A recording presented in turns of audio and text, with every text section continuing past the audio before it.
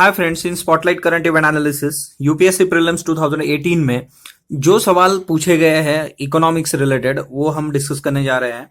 इसमें स्कीम्स है, international institution के बारे में सवाल है या फिर डेटा इंटरप्रिटेशन है, अलग अलग सर्वे जो आते हैं, रिपोर्ट्स आते हैं उसके बेस पे।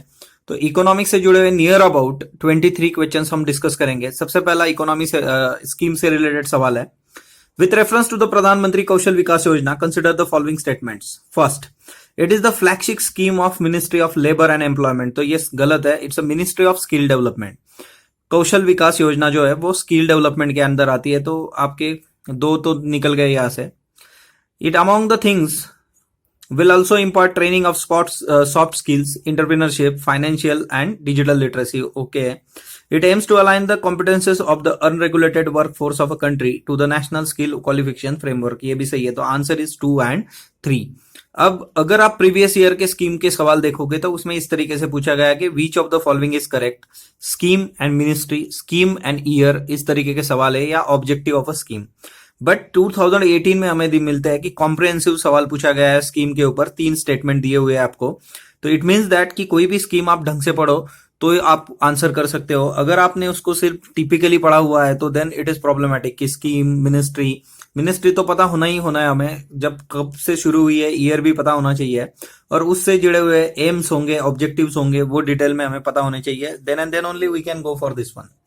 ओके, देन नेक्स्ट सवाल जो पूछा गया है इन केस ऑफ इकोनॉमी, तो ये डीमोनेटाइजेशन से जुड़ा हुआ सवाल है। देखो, Which of the following statement correctly describe the meaning of legal tender money? तो लीगल टेंडर मनी डिमोनेटाइजेशन के वक्त ये इशू हुआ था एंड करंट से जुड़ा हुआ सीधा सीधा सवाल है। The money which is a creditor is under compulsion to accept in settlement of his claims. तो ये कंपल्शन होता है, nobody can reject this one. तो ये लीगल टेंडर मनी होता है। डिमोनेटाइजेशन के वक्त ये न्यूज में था, तो ये पूछा गया है। This is very important in case of, मतलब करंट आपको सही ढंग से करना होगा। डिमोनेटाइजेशन से जुड़े हुए नंबर ऑफ सवाल इस पेपर में है, 3-4 तो सवाल ऐसे मिल जाएंगे कि जो सीधे सीधे डिमोनेटाइजेशन से जुड़े हुए हैं, क्योंकि ये सब बड़ी चीज थी।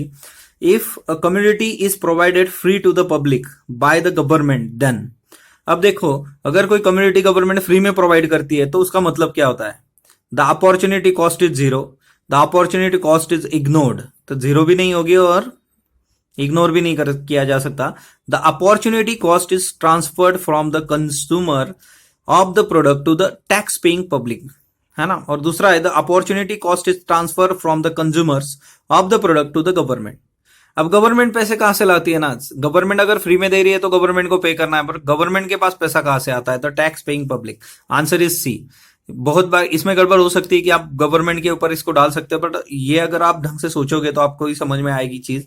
मृणाल वेबसाइट के ऊपर ये आंसर गलत दिया हुआ है, इसको डी उन्होंने बोला है गवर्नमेंट, बट एक्चुअली गवर्नमेंट कहां से लाती है? तो टैक्स पेइंग पब्लिक से ये लाती है। तो आंसर इज सी।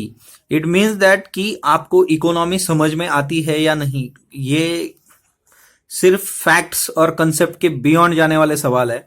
और यूपीएससी हर साल इस तरीके के 2 या 3 सवाल पूछती है, तो ये एक सवाल यहाँ पे है।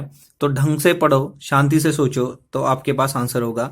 टैक्स पेइंग पब्लिक के ऊपर जाएगा सारा का सारा अपॉर्चुनिटी कॉस्ट। ओके, तो answer is C. The next one, आगे वाला सवाल देखो, it is related with GNP. GNP के ऊपर सवाल आते हैं, मतलब एक कंसेप्ट बेस्ड सवाल तो हर बार पूछे जाते हैं, बट इसमें भी एक चीज है, देखो, increase in absolute and per capita real GNP do not cannot a higher level of economic development if। अब इसमें क्या है कि increase in absolute and per capita real GNP, ये अगर इंक्रीज भी होता है GNP, फिर भी हायर लेवल इकोनॉमिक डेवलपमेंट नहीं हो सकती। इन दैट केस क्या क्या है? Industrial output fails to keep pace with the agricultural output, agricultural output fails to keep pace with the industrial output, poverty and unemployment increases, imports grow faster than exports। The answer is poverty and unemployment increases। क्यों? क्योंकि अगर GNP भी बढ़ेगा तो सिर्फ growth is not the thing, growth ही हमारा मतलब लक्ष्य नहीं होता है। इसी के साथ हमें पावर्टी, अनएम्प्लॉयमेंट को भी कम करना होता है। It means that actual meaning आपको ढूंढना पड़ेगा, कंसेप्ट के पीछे क्या है। बियॉन्ड द डेफिनेशन जाने की जो एक मतलब टेंडेंसी होती है वो यहाँ पे चाहिए हमें। तो आंसर इज सी। तो आपको एक चीज करनी पड़ेगी कि when ever you will read any concept, तो उस कंसेप्ट की तह तक जाओ, उसको बियॉन्ड द डेफिनेशन समझो कि इसके इम्प्लीकेशंस क्या होते हैं, किस तरीके से चीजें वर्कआउट होती है, तो वो ज्यादा हमारे लिए इंपॉर्टेंट होगा। The next one, human capital formation. अब ये एक कंसेप्ट है, देखो ह्यूमन कैपिटल फॉर्मेशन, ऑब्वियसली पढ़ने के बाद ही आप वर्कआउट कर लोगे इसको कि ह्यूमन कैपिटल फॉर्मेशन क्या होता है, कि increase the knowledge skill level of capacity of people of the country. Okay, ये कंसेप्ट है better explain in the term process. तो इन्होंने पूछा है कि इसको बेटर एक्सप्लेन कौन करता है। Accumulation of tangible wealth and accumulation of intangible wealth, ये भी आंसर इकोनॉमी मृणाल वेबसाइट पे गलत है। तो बहुत सारे लोग भेजते हैं मतलब स्क्रीनशॉट निकाल के कि तो वो गलत है, वो भी हम देखेंगे कैसे गलत है। ह्यूमन कैपिटल फॉर्मेशन, अब उन्होंने पूछा है कि in terms of process which enables, better explain क्या करता है। तो ये तो चीज आ गई इसमें, increasing the knowledge skill level and capabilities of people of the country. Skill बढ़ेगा, कैपेबिलिटीज बढ़ेगी, तो ह्यूमन कैपिटल फॉर्मेशन होगा, ये सही है। तो दो दो यहाँ पे नहीं है, चार को तो निकाल दिया हमने, रिजेक्शन करते जाओ। Individual of country to accumulate more capital, ऐसा नहीं होता है। ओके, अब एक्युमुलेशन ऑफ टेंजिबल वेल्थ और इनटेंजिबल वेल्थ, तो आपको ये दोनों चीजें भी पता होनी चाहिए कि what is tangible wealth and what is intangible wealth. Tangible wealth क्या होती है कि car, bungalow, materialistic things. Intangible wealth क्या होती है, पेटेंट्स, कॉपीराइट्स। तो अगर कोई पढ़ेगा ढंग से तो वो मतलब रिसर्च कर सकता है, पेटेंट ले सकता है, मतलब 3 इडियट का रैंचो बन जाएगा, वो इनटेंजिबल वेल्थ है। टेंजिबल वेल्थ में क्या है ना, कार बंगलो कोई भी खरीद सकता है, मतलब अंगूठा छाप बंदा भी खरीद सकता है, जिसके पास कोई स्किल नहीं है बट पुरखों का उसको बहुत कुछ मिला हुआ है तो वो भी कर लेगा, है ना, जमीन बेच के, इन केस ऑफ पुणे, है ना, गुंठा मंत्री इज देयर। तो उस तरीके से, तो आंसर इज 2 and 4। तो उसकी तय तक जाओ, इसमें ये सिर्फ मृणाल ने 2 ही दिया है, the answer is 2 and 4। Okay, तो human capital formation, it means that आपको कंसेप्ट पता होना चाहिए और उस कंसेप्ट से जुड़े हुए जो अदर मतलब कंसेप्ट्स होते हैं वो भी हमें अच्छी तरीके से पता होनी चाहिए। उसी के बिना पे हम इसको, आप ढंग से पढ़ोगे शांति से तो भी आप वर्कआउट कर सकते हो। Despite being a high saving economy, capital formation may not result in a significant increase in output due to weak administrative machinery, illiteracy, high population density. ये थोड़ा बहुत उसको वर्कआउट कर जाएगा, but the actual answer is high capital output ratio.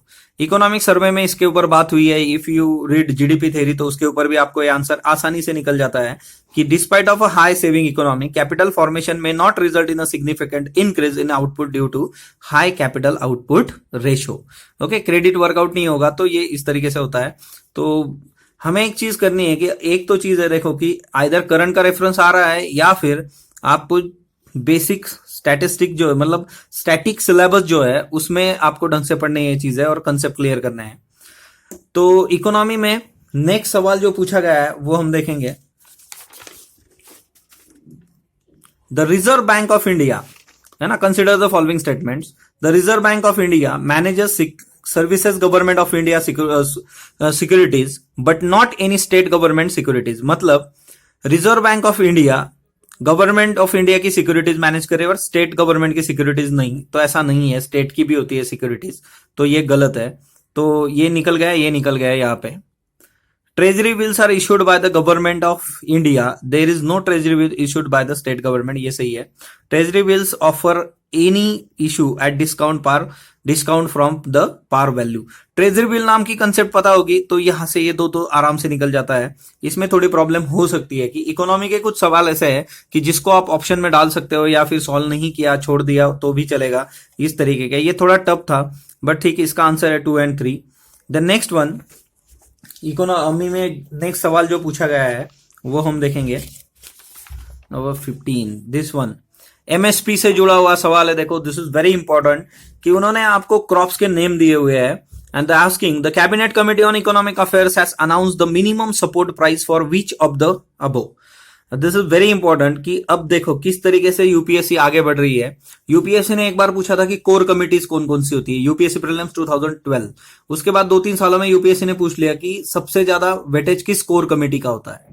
इसी तरीके से आज तक बहुत जगह पे पूछा गया कि एमएसपी कितने कौन मतलब तय करता है, तो cabinet committee on economic affairs. उसके बाद वो एमएसपी कितने इस क्रॉप्स के लिए दी जाती है। अब चीज आ गई कि एमएसपी किस किस के ऊपर दी जा रही है। उसमें भी अगर आपको पता नहीं है 23 कोई बात नहीं है, अगर आप इसको ढंग से पढ़ोगे तो areca nut, barley, coffee, finger millet, groundnut, sesame, turmeric. तो एक चीज तो है ना, इसको कॉफी को तो बाहर निकाल ही सकते हो आप इसमें। कॉफी के लिए एमएसपी का कोई इश्यू नहीं है, देखो कैश क्रॉप है और है ना। तो द कैबिनेट कमेटी कॉफी और तीनों जगह पे, तीनों ऑप्शन में रिजेक्शन में अगर आप जाओगे तो ए, सी और डी तीनों जगह पे कॉफी है, उसको निकाल के आपका आंसर आ सकता है। फिर भी मैं 23 के 23 गिना देता हूं आपको। There are 7 cereal crops: paddy, wheat, jowar, bajra, maize, ragi and barley. 5 pulse crops: gram, tur, mung, urad, lentil. 7 oil seeds: sunflower seed, groundnut, soybean, rapeseed, mustard, safflower, niger seed, sesame। और ये छोड़ के 4 है कोपरा। कोपरा मतलब dried coconut, then cotton, raw jute and sugar cane. Cotton sugar cane के लिए तो आए दिन चलता ही रहता है, मतलब नारेबाजी मोर्चा है ना, शुगर केन महाराष्ट्र में तो होता ही होता है। तो ये सारी चीजों के लिए 23 क्रॉप्स है, एमएसपी आती है। तो इस तरीके के सवाल भी पूछे जा सकते हैं। तो फैक्चुअली आपको करेक्ट होना बहुत ही इंपॉर्टेंट है। 2018 के पेपर ने तो ये क्लियर कर दिया है कि आप फैक्चुअली क्लियर होना आपको बहुत ही जरूरी है। बहुत सारे फैक्चुअल सवाल इसमें पूछे गए थे। Then with reference to the governance of public sector banking in India, consider the following statement. Capital infusion into public sector banks by the government of India has steadily increased in the last decade। तो इस तरीके के जो सवाल होते हैं, मतलब कि 10 साल में, लास्ट 5 ईयर्स में, तो ये भी यूपीएससी हर बार पूछ रही है। प्रीवियस ईयर में 2-3 साल के पेपर देखोगे आप, capital infusion in last steadily increase in last, तो मोस्ट प्रोबेबली ये रॉन्ग होता है। ओके, ऐसा 100% नहीं बोलूंगा मैं, बट मोस्ट प्रोबेबली ये रॉन्ग होता है। इसमें आपको डेटा पता होगा तो आप वर्कआउट कर सकते हो। To put the public sector banks in order, the merger of associate banks with the parent state bank of India has been affected। तो आंसर इज 2, ये गलत है ऊपर वाला, दूसरा सही है। तो इस तरीके के जो इकोनॉमी के सवाल है, तो इसमें आपको एक करना पड़ेगा कि प्रीवियस ईयर के पेपर देखो, जो न्यूज में डेटा या सर्वेज आ रहे हैं उसमें किस तरीके के स्टेटमेंट किए गए हैं वो भी आपको देखने जरूरी होंगे। बट अगर आप प्रीवियस ईयर के पेपर देखोगे तो उसमें इस टाइप का सवाल आपको 100% मिलेगा ही मिलेगा। नेक्स्ट वन जीएसटी से रिलेटेड है, देखो करंट। अब एक चीज है कि जीएसटी पे बेसिक जीएसटी कौन सी लिए वो पूछ सकते हैं। इन्होंने टिपिकली टेक्निकल सवाल पूछा है। Which of the above item are exempted under GST goods and services tax. अब इशू क्या है, इसमें एग्जाम्स किसको किया गया है, तो 1, 2 एंड 4। ये जो था कि फिश प्रोसेस्ड एंड कैन्ड, इनको 5% इसके ऊपर जीएसटी होता है। बाकी cereal grain, herbs, chicken, eggs, तो एक चीज हो सकती है कि ये 5 मतलब इनिशियली इसके ऊपर था बट बाद में निकाल दिया था। अब इतना अगर आप न्यूज़पेपर में प्रॉपरली पढ़ा होगा किसी ने तो वर्कआउट हो सकता है, अदरवाइज ये थोड़ा टफ है, थोड़ा मतलब बहुत ही टफ है। सीरियल ग्रेन्स मतलब फूड के ऊपर हम जनरल स्टेटमेंट करते हैं कि 0% जीएसटी, तो यहाँ पे वो चीज बदल गई। तो अगर जीएसटी के अभी भी बहुत सारी न्यूज आई थी, जीएसटी काउंसिल की मीटिंग होती है, किसको डाला है बाहर, तो वो थोड़ा आपको देखना जरूरी होगा। ये सवाल तो वहां पे चीज कर देता है क्योंकि प्रोसेस फूड है यहाँ पे, प्रोसेस्ड एंड कैंस, तो इसके ऊपर तो लगेगा, बट ये 3 चीजों के ऊपर नहीं है। ओके, तो ये थोड़ा टेक्निकल सवाल है, इस केस में हम कुछ कर नहीं सकते। इस तरीके के सवाल आपके पास ऑप्शन होता है, आप अटेम्प्ट करोगे या फिर उसको स्किप कर दोगे, है ना वो। Then with reference to the organic farming in India, consider the following statements. ये भी स्कीम है। The national programme for organic production NPOP is operated under the guidelines of directives of the union ministry of rural development. तो actually it is ministry of industry and commerce, तो ये गलत है, rural ministry के under नहीं होता है। तो यहाँ पे आपके 2 ऑप्शन तो नीचे चले जाते हैं, मतलब तो 2 ऑप्शन को आप निकाल सकते हो due to because of ministry, आपको पता है 2 निकाल दिया आपने। हर स्कीम की मिनिस्ट्री रटनी ही रटनी है, मतलब Sikkim has become India first fully organic state, ये तो सही है।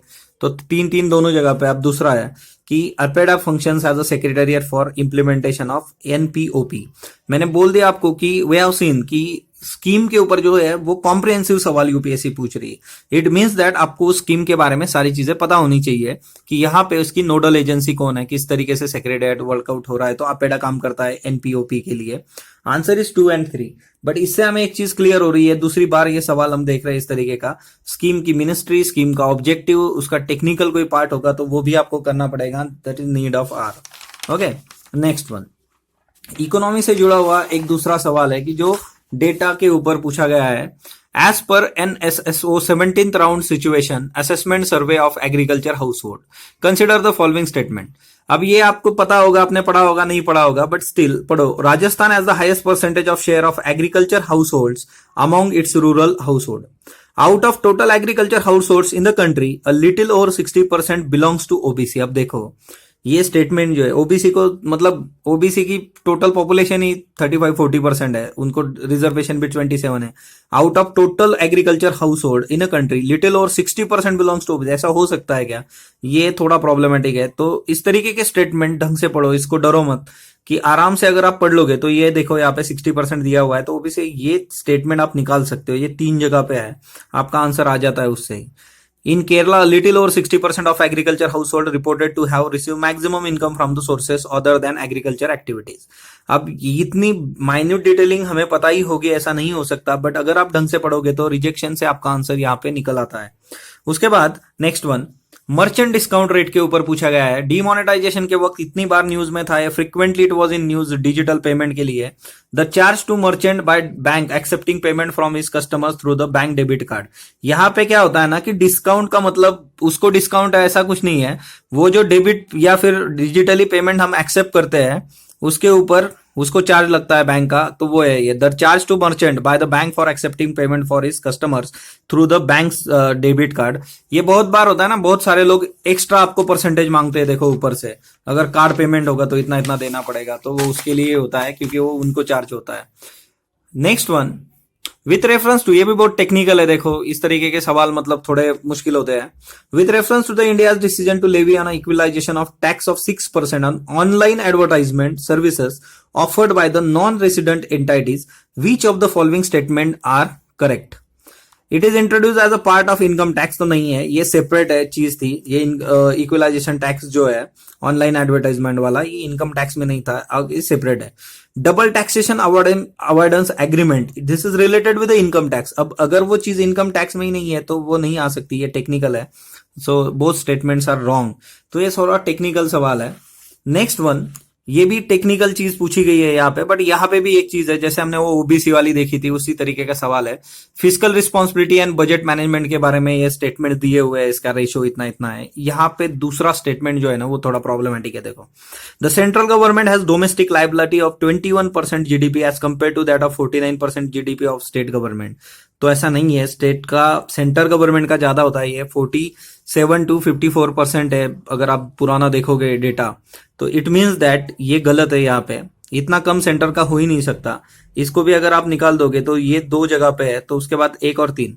और नीचे वाला जो है, as per the constitution of India it is mandatory for state to take central government concern for the raising any loan if farmer owns any outstanding liability to अलाटर। ये सही है, अगर आप कॉन्स्टिट्यूशन ढंग से पढ़ा है तो ये आ जाता है मतलब स्टेटमेंट। तो तीसरा है, तो आंसर इज 1 and 3। इसमें आपको पता ही होगा, ये मतलब इसकी कोई जरूरत नहीं कि ये डेटा आपको पता ही हो। Debt to GDP ratio 60% for general government by 2023 comprising 40% for central government, 20% for state government. ये भी दोनों कॉन्ट्रैक्टेड की होते हैं। देखो 40% सेंटर को और 20 इसको, तो यहीं पे आपको चीज समझ में आ जाती है। तो दूसरा यहाँ पे गलत है। Then next one, the quantity of imported edible oils is more than domestic production of edible oil in the last 5 years। तो ये सही है answer as per the ICAR report. तो आपको एक चीज समझ में आई होगी, जितने सारे स्टेटमेंट्स हम देख रहे हैं कि मोर स्टेटमेंट्स और सवाल जो पूछे गए वो किसी सर्वे डेटा के ऊपर पूछे गए हैं। The government does not impose any custom duty on all the imported edible oils as a special case, ऐसा कुछ नहीं है हम। Okay, the answer is 1। तो ये इकोनॉमी के कुछ सवाल ऐसे थे जो थोड़े से प्रॉब्लमेटिक थे हमारे लिए। ये एकदम आसान सवाल है, न्यूज में था due to because demonetisation. Which of the following links all the ATM in India? National Payment Corporation of India. Simple है एकदम। तो देखो डीमोनेटाइजेशन के ऊपर ये तीसरा सवाल है। देन उसके बाद इंटरनेशनल के ऊपर ये सवाल पूछा गया है। इंटरनेशनल के ऊपर आपको पूछा गया है कि एशियन फ्री ट्रेड पार्टनर्स कौन है? तो ये RCEP से रिलेटेड है। एशियन+6, एशियन+6 में कौन आता है? China, Japan, India, Korea, Australia, New Zealand. The answer is C। इसमें कनाडा और USA नहीं है। तो ये बहुत बार न्यूज में है, मतलब इतना कोई मुश्किल नहीं है उसमें। उसके बाद ये एक सवाल है डिजिटल इंडिया वाला। तो डिजिटल इंडिया वाला भी इंटरेस्टिंग है ये। इसमें आपको मतलब स्टेटमेंट ही इस तरीके की कि उसको निकाल सकते हो आप। Formation of India's own internet companies like China did. ऐसा यहाँ पे कुछ नहीं है। डिजिटल इंडिया में हमें और विलेजेस कनेक्ट करने थे, तो वो एक चीज थी। तो एक एक तो यहाँ से जाता है। उसके बाद establish policy framework to encourage overseas multinational corporate that collect big data. तो ऐसा कुछ नहीं, डिजिटल इंडिया हमें हमारा कनेक्शन करना था। दोनों स्टेटमेंट तो ऐसे ही गलत है। स्कीम अगर आपको ढंग से पता होगी तो आप वर्कआउट कर सकते हो। देखो स्कीम्स के ऊपर कितने सवाल पूछे यूपीएससी ने। स्कीम्स ढंग से करके जाना है आपको। इस बार भी जब जाओगे तो स्कीम्स प्रॉपरली ही करनी चाहिए। स्कीम के ऊपर यूपीएससी सवाल पूछती है। ओके, उसके बाद नेक्स्ट सवाल जो पूछा हुआ है इकोनॉमिक्स के ऊपर वो था कैपिटल एडुकेसी रेशियो। CAR के ऊपर सवाल पूछा गया है। That amount that banks have to maintain in the form of their own funds to offset any loss, है ना। तो ये सही है। और CAR is decided by each individual bank नहीं डिसाइड करती CA। ये CAR फॉर्मूला डिसाइड कौन करता है? बेसल नॉर्म्स करते हैं। तो बेसल नॉर्म्स और उसको इंप्लीमेंट करने के लिए सेंट्रल बैंक होती है उस कंट्री की, जो RBI है। तो इंप्लीमेंटेशन बाय RBI, तो डिसाइडेड बाय बेसल नॉर्म्स है ये। सेकंड गलत है, ये सही है ऊपर वाला। तो कैपिटल एडुकेसी रेशियो आपको मेंटेन करना होता है अगर बैंक लॉस में जाती है, कुछ होता है, मतलब जेट एयरलाइन ना हो बैंक का, इसलिए वो। Then the food safety and standards act 2000 repeal the prevention of food adulteration act. देखो ये जो फूड सेफ्टी स्टैंडर्ड्स एक्ट है 2006, टेक्निकल है फैक्चुअली, इसने बहुत सारे एक्ट्स रिप्लेस कर दिए हैं। Edible oil packaging, then food products order, meat food products order, prevention of food and adulteration. तो इतने सारे एक्ट है जो इसने रिप्लेस कर दिए हैं, रिपील कर दिए हैं। तो ये सही है। तो food safety and standards authority of India is under the charge of director general of health services in union ministry of health and family welfare. तो ये उसके अंडर नहीं होता है उसका डायरेक्टर, इसका इंडिपेंडेंट होता है सेक्रेटरी। तो ये गलत है। Food safety and standard authority, ये मैगी से का इशू हुआ तब से न्यूज में है। इसके ऊपर यूपीएससी ऑलरेडी एक बार सवाल पूछ चुकी है कि प्रोसेस फूड पैक जो होता है उसके ऊपर क्या क्या लिखा होता है, उस तरीके का। तो FSS फिर से न्यूज में अभी उसने एक मतलब खाने के बारे में कम खाओ अच्छा खाओ, है ना, एक कैंपेन लाया हुआ है। तो उसके वजह से ये फिर से न्यूज में है, तो ये पूछा जा सकता है। उसके बाद next one, with reference to the provision made under the national food security act 2023। अब यहाँ पे क्या है कि स्टेटमेंट्स जो है नेशनल फूड सिक्योरिटी एक्ट के बारे में, the families coming under the category of below poverty line only are eligible to receive subsidize food grains. ऐसा कुछ नहीं है। BPL ओनली नहीं है, ये सोशल इकोनॉमिक कास्ट सेंसस है, नॉन BPL को भी आता है। तो एक एक गया है यहाँ पे। देन ये 1600 कैलोरीज नहीं होते, इसमें 600 होते हैं फॉर प्रेग्नेंट वुमन। तो ये भी गलत है। देखो फूड सेफ्टी सिक्योरिटी एक्ट ये भी स्कीम ही है एक। तो एल्डेस्ट वुमन के ऊपर होता है, एज 18 ईयर अब उसके नाम पे आएगा। तो आंसर इज C। उसके बाद next one is India enacted geographical indication of goods. तो ये WTO है, geographical indication goods registration protection act. सीधा सीधा सवाल है। In case of Bhim, okay, Bhim app allows user transfer money to anyone with UPI enable.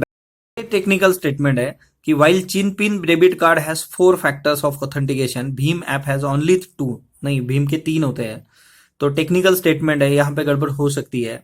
Tough सवाल है। Answer is A। तो आपको एक काम करना पड़ेगा कि whenever you will read schemes अच्छी तरीके से करो। 3-4 सवाल तो स्कीम के ऊपर ही थे।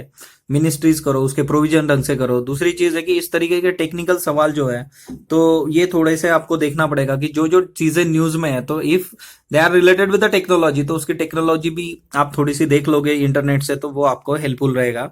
स्पॉटलाइट से इसी तरीके से जुड़े रहेंगे हम, जुड़े रहिए। आपके लिए हम इसी तरीके से एनालिसिस और बाकी चीजें भी लेके आएंगे। Thank you friends.